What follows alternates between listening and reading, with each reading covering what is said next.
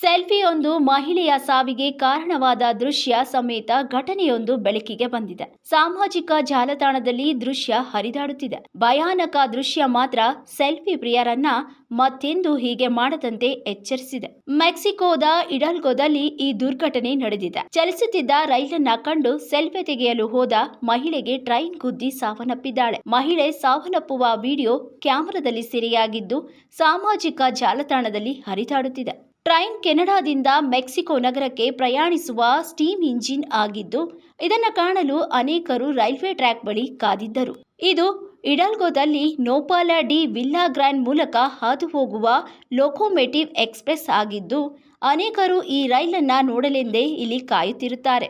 ಅದರಂತೆಯೇ ಡುಲ್ಸೆ ಅಲೊಂಡ್ರಾ ಎಂಬಾಕೆ ತನ್ನ ಮಗನೊಂದಿಗೆ ರೈಲು ಚಲಿಸುತ್ತಿರುವಾಗ ಸೆಲ್ಫಿ ತೆಗೆಯಲು ಮುಂದಾಗುತ್ತಾಳೆ.